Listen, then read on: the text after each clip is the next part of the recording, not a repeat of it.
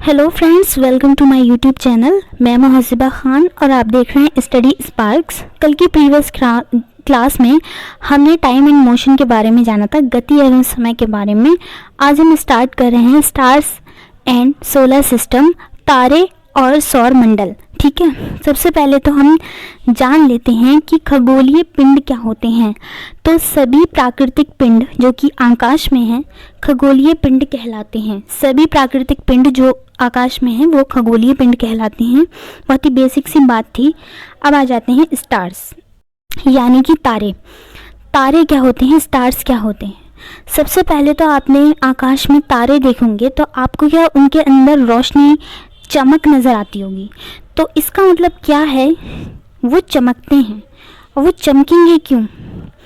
क्योंकि उनके पास प्रकाश है, प्रकाश है उनके पास अपना। इसका मतलब तारे स्वयं प्रकाश उत्सर्जित करते हैं, स्वयं प्रकाश उत्सर्जित करते हैं। जैसे कि हमारी अर्थ, कि हमारी अर्थ के पास स्वयं का प्रकाश है। तो आप बोलेंगे नहीं, हमारी अर्थ के पास स्वयं का प्रकाश नहीं है। जब सूरज की रोशनी, सूरज की किरणें उस पर पड़ती हैं तो वो चमकती है, तो उसमें उजाला होता है। इसी तरह सूरज क्या है फिर? अब इसमें एक सवाल ये बनता है कि सूरज क्या है? उसके पास तो रोशनी है, वो भी चमकता है। इसका मतलब जो सन है वो भी एक तारा है। ठीक है, तारे स्वयं का प्रकाश उत्सर्जित करते हैं। वे पिंड जो स्वयं का प्रकाश उत्सर्जित करें तारे कहलाते हैं। पृथ्वी से बहुत अधिक दूरी होने के कारण ये छोटे दिखाई देते हैं। मतलब ये आकार में छोटे नहीं होते हैं, लेकिन इनकी पृथ्वी से, हमारी अर्थ से इतनी ज़्यादा दूरी है, इतनी ज़्यादा डिस्टेंस है कि ये छोटे दिखाई देते हैं। ठीक है, और तारों में क्या होती है, हाइड्रोजन होती है। और हाइड्रोजन मिलकर हीलियम बनती है। और ये क्या, इसके कारण क्या होती है, वहाँ पर एनर्जी दिखती है जिस कारण से ये चमकते हैं। ये बस आपको याद समझने के लिए मैंने बताया है। दिन के समय तेज़ धूप के कारण तारे दिखाई नहीं देते, क्योंकि सूर्य का प्रकाश भी काफ़ी तेज़ होता है। तो दिन के समय ऐसा नहीं है कि आसमान से तारे गायब हो जाएंगे, वो रात में ही दिखाई देंगे। नहीं, तेज़ धूप के कारण तारे दिखाई नहीं देते।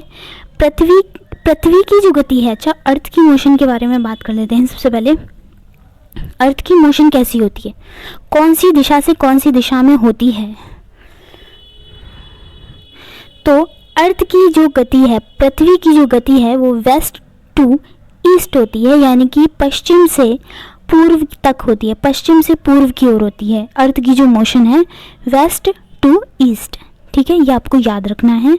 तो पृथ्वी के पश्चिम से पूर्व की ओर घूमने के कारण तारे पूर्व से पश्चिम की ओर चलते हुए दिखाई देते हैं, क्योंकि हमारी अर्थ जो है वो मोशन कर रही है दो तरह का। एक अपनी अक्ष के परिता वो घूम रही है, और एक सूरज के चारों ओर भी वो मोशन कर रही है। तो पृथ्वी के पश्चिम से पूर्व की ओर घूमने के कारण तारे पूर्व से पश्चिम की ओर चलते हुए दिखाई देते हैं।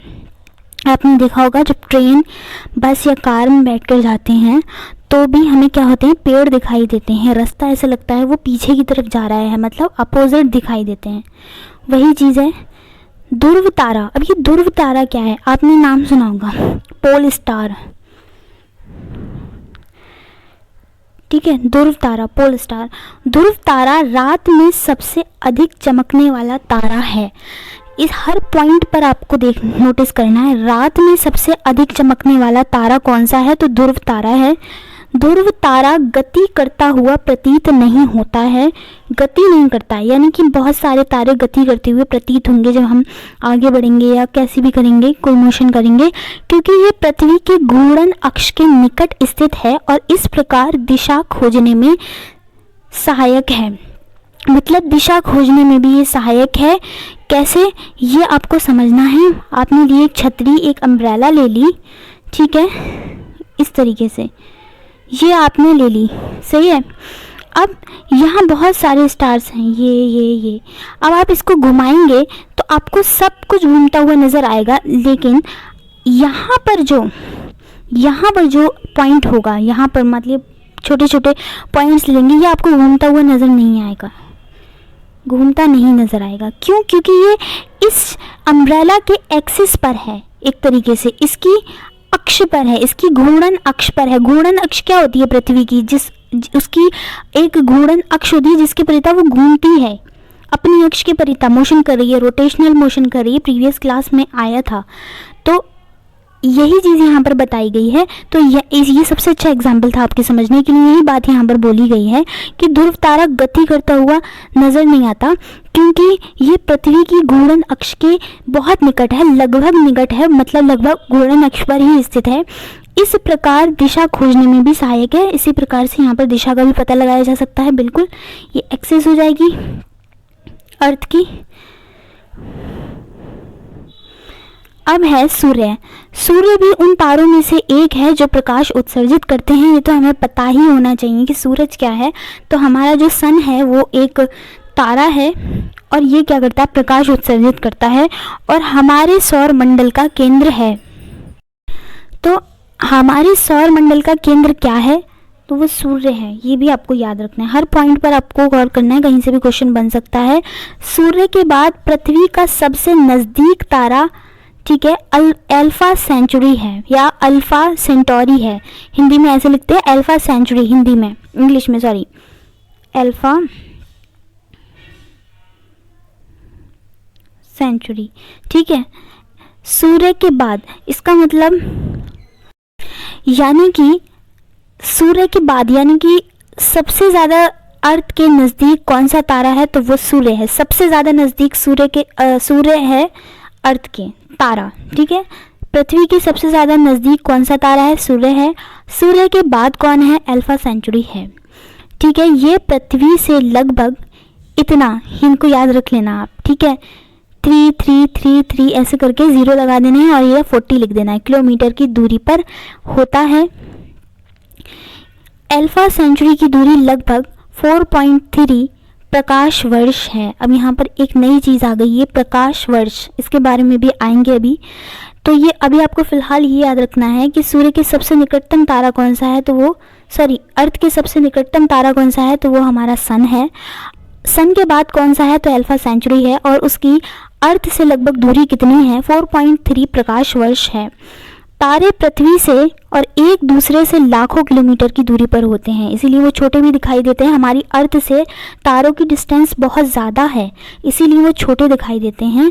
तारे पृथ्वी से और एक दूसरे से लाखों किलोमीटर की दूरी पर होते हैं, मतलब वो अर्थ से तो दूर होते ही होते हैं, साथ में एक दूसरे से भी लाखों किलोमीटर की दूरी पर होते हैं।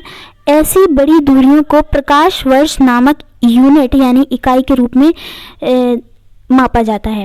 यानी इससे एक बात हमें क्लियर हुई कि दूरी का मात्रक है, यूनिट है कौन, प्रकाश वर्ष, जो कि बहुत ज़्यादा दूरियों को, बहुत अधिक दूरियों को मापने के लिए उसका इस्तेमाल किया जाता है, उसको लगाया जाता है।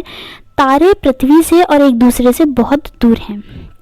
प्रकाश वर्ष दूरी की एक इकाई है, दूरी की इकाई है प्रकाश वर्ष। इस टाइप का क्वेश्चन आ चुका है आपके एग्जाम में। बड़ी दूरी मापने के लिए इसका प्रयोग किया जाता है, जैसे कि प्लैनेट्स की दूरी एक दूसरे से, ठीक है, सैटेलाइट की दूरी। ये एक वर्ष में प्रकाश वर्ष द्वारा तय की गई दूरी है। मतलब एक वर्ष में, पूरी एक साल में प्रकाश द्वारा तय की गई दूरी। प्रकाश की चाल क्या होती है, 3 × 10⁸ मीटर पर सेकंड। एक सेकंड में इतने मीटर, 3 × 10⁸, ठीक है। तो यहाँ पर किसकी बात की है, पूरी एक वर्ष की बात की जा रही है, जो प्रकाश द्वारा तय की गई दूरी है। यानी कि एक प्रकाश वर्ष इक्वल टू होता है 9.46 × 10⁻12 किलोमीटर। ब्रह्मांड में लगभग, ठीक है, 10,000 अरब तारे हैं। 10,000 अरब तारे हैं ब्रह्मांड में, लगभग, अप्रॉक्स की बात की जा रही है। क्लियर तो कुछ पता ही नहीं है। अब आ जाते हैं सन पर यानी कि सूर्य पर। सूर्य क्या है, सूर्य यानी कि सन क्या है। सन एक तारा है और ये पृथ्वी के सबसे निकटतम तारा है। दूसरे नंबर पर अल्फा सेंचुरी है, जिसके बारे में हमने अभी पढ़ा था। ये सौर मंडल का केंद्र है। ये हमने ऊपर भी पढ़ा था कि सूर्य क्या है, वो सौर मंडल का, सोलर सिस्टम का सेंटर है। ये पृथ्वी से लगभग 150 मिलियन किलोमीटर दूर है। लगभग, यहाँ पर भी अप्रॉक्स की बात की जा रही है, 150 मिलियन किलोमीटर की बात की जा रही है। सूरज पृथ्वी से कितना दूर है, 150 मिलियन किलोमीटर दूर स्थित है। और सूर्य के प्रकाश को पृथ्वी तक पहुंचने में 8 मिनट 30 सेकंड का समय लगता है। यानी कि डिस्टेंस बहुत ज़्यादा है, प्रकाश की चाल बहुत ज़्यादा है। प्रकाश की चाल कितनी ज़्यादा है, उसके बाद भी सूर्य के प्रकाश को अर्थ तक पहुंचने में 8 मिनट और 30 सेकंड का समय लगता है। और ये पृथ्वी से लगभग 150 मिलियन किलोमीटर, 150 मिलियन किलोमीटर भी है, 150 किलोमीटर दूर स्थित है सूर्य पृथ्वी से। तारामंडल क्या होता है? तारामंडल, ठीक है, तारामंडल क्या होता है? पहचाने जाने योग्य आकृतियों वाले तारों को एक समूह में जब बांट दिया जाएगा तो वो तारामंडल कहलाएंगे। मतलब किसी एक टाइप का शेप बना रहे हैं कुछ तारे, तो उनको कह दिया कि ये एक इनका तारामंडल अलग है, ठीक है। उनके एग्जाम्पल्स आ जाते हैं अर्सा मेजर, ठीक है, ओरियन और कैसियोपिया, लियो मेजर। इनके बारे में अभी और देखते हैं डिटेल में।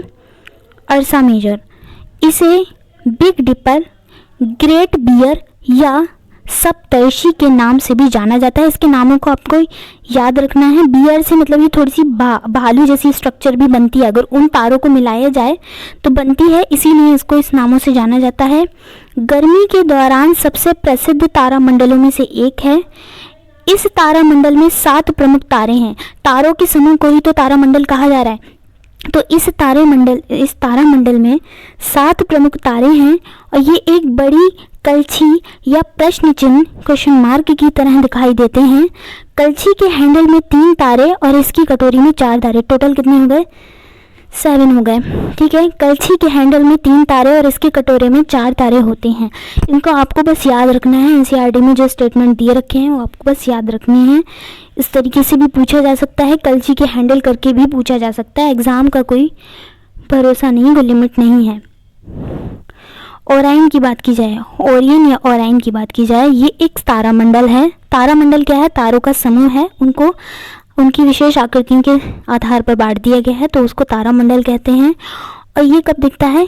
सर्दियों में मध्य रात्रि में देखा जाता है, ठीक है, लेटर इवनिंग में, मध्य रात्रि में देखा जाता है। सर्दियों में कौन देखा जाता है? तो ओराइन देखा जाता है। एक तारामंडल है और इसमें कितने तारे हैं? इसमें 7 या 8 चमकीले तारे होते हैं और इसको शिकारी या हंटर के नाम से भी प्रसिद्ध है, क्योंकि इसमें जो स्ट्रक्चर बनती है, अगर उन सारे तारों को 7-8 जो चमकीले तारे इसके अंदर उपस्थित हैं, अगर इनको मिलाया जाए आपस में तो एक शिकारी जैसी संरचना बनती है, एक हंटर जैसी संरचना बनती है।